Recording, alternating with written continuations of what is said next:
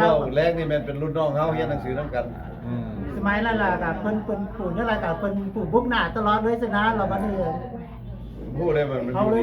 มีโอกาสโชคดีได้มาพ้อกันสิเพิ่นยังมาสอบเท้าถามหาเฮาครั้งนี้เราก็ดีใจนำแล้วบ่เนาะก็บ่มีหยังนำใจเราอยากให้เพิ่น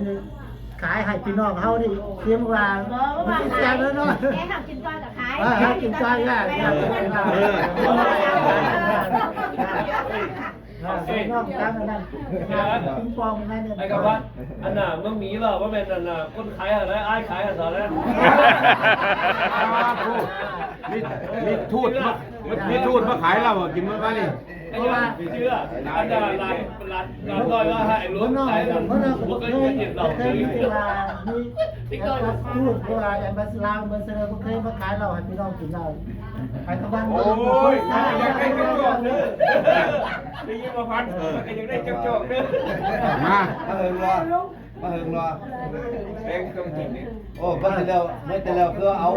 ไปเดียวเอาของมันไปได้จันไปแล้วเอาของเราจันอยู่ในตัวเดียวว่าแต่ด่าจันก็ดีว่าคือเอาเศร้าเนาะเสียงว่าก็คือเอาเศร้าไม่ว่าเห็นเสียงคือน้องน่าแรงนะเอาเศร้าเอาแรงมากมาเอาแรงเลยพี่หาเลขานั่นแหละเนาะใส่เป็นแล้ว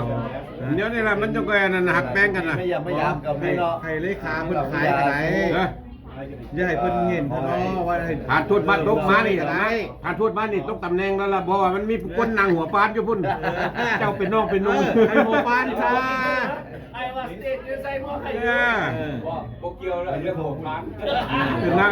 เกี่ยวบ่ได้หาว่าน้ำใจแต่เพิ่นสิเห็นโอเคให้ผู้ซอยสินก็ได้ก็ขอเนาะก็สมัยและขอให้ดีสองฟ้ามาสองดาวเนอะให้มันดีสุขุทุกคนไปมาหาสู่กันหลายเตือ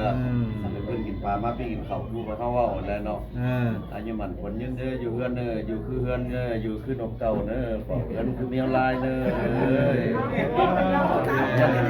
จิตไผปลายเนี่ยปลายเด้อหล่ะเอ้ยเด้อว่าบ่ท่าว่าเสียงในพิ้งวันสุดท้ายกับฝันตัวนั้นตัวนั้นยืนยาวยืนเด้อเอาโซมาปากินอาหารมันยืนจุฟูจุคนเด้อท่านนั้นมูสองคนมากเคยได้ยินแล้วว่าเดี๋ยวนี้อยู่วะเสียงในฟิล์มนี่เข้าใจว่าล่ะเข้าใจอยู่ว่าล่ะคือลุงใหญ่ที่มันผู้นี้เนาะโอ้ลุงใหญ่แล้วนี่น่ะเอาจอนี่เป็นลูกยาวเมื่อไหร่เอาเวทไอวานี่เป็นผู้นี้แล้วนี่น่ะเป็นผู้นั่นน่ะเด้อเป็นผู้นำอยู่ในไอวานี่เป็นผู้นี้น่ะป้าลูกป้าหลาน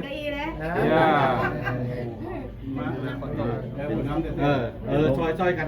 เดี๋ยวน้องโค้งใส่ในตลอดแยกนะแม่ตลอดซอยมันใครประโยชน์มากใกล้เราพวกเขาก็มีเกียรติอยู่ดอกว่าทานทูตเพิ่นบ่รังเกียจยังมานั่งน้ำพวกเขาเด้แต่ว่าเขาถือว่ามื้อนี้บ่แม่นมาในนามทูตแต่เขาถือว่าเป็นในนามน้องนุ่งเฮาก็ได้สิ่งเรื่องคันว่าสิ่งกรรมสิเอาแค่นึงโอ้ยแล้วคนอยู่ดิเจ้าได้สั่นเอามาตอบเลยไหม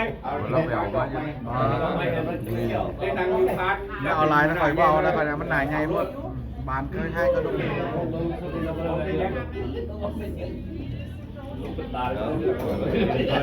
มันลืมเฟนคนนี้นะเดี๋ยวรู้สึกนะย่างไปย่างมาอยู่นี่ทำไมไม่เรามาจับมาอ๋อไอ้ขวัญได้เมื่อไหร่วะเดี๋ยวไม่ยามมันนะเรือนบอกไม่ยามพี่น้องส่วนหลายอยู่น้ำท่าประเทศหลวงน้ำท่าได้ไม่ยามเราก็ถามว่าผู้เพื่อนผู้ซ่านยังเห็นอยู่ว่ากับชงหูไปได้เนาะเอาไปแซกสาวได้เนาะซักสาวไม่หูไปเลยโอ้ยนี่เขาเห็นแล้วเขาโซนแล้วเอาไปทางเบ็ดเห็นเขาเก่าอยู่นั่นเขามีนี่แล้วนี่ครับโหลซิงโน่กันว่าเดี๋ยวติ้งอะไรพวกเจ้าอยู่เมืองลาวพวกเจ้าหูอยู่บ่ทองรุ่นนั่นอ้ายค่อยดิวะตาแดง เบิ่งหน้าตาคือกันบ่ฮะคล้ายๆกันนั่นบ่ใต้คนนั้นทั้งรุ่นดีสุดเลยนะ เราเป็นอีหยังเราเป็นอีหยังโอ้ ฮะนายกเว้ยนายกลาวเว้ย เขาเคยเป็นเลขาเป็น3 ปีเลย โอ้ ตอนเรียนจบซีเรียมากเลยโอ้ตอนนี้เป็นซีรีส์ล็อกครับว่าพันมันนี่มายุ่งเมาใช่ตอนนั้นเป็นห้องรัฐมนตรีสงครามเนี่ย มันก็เลยแสดงว่าเกิดโอ้ซ้ำลูกสาวก็ลูกสาวคนที่ 2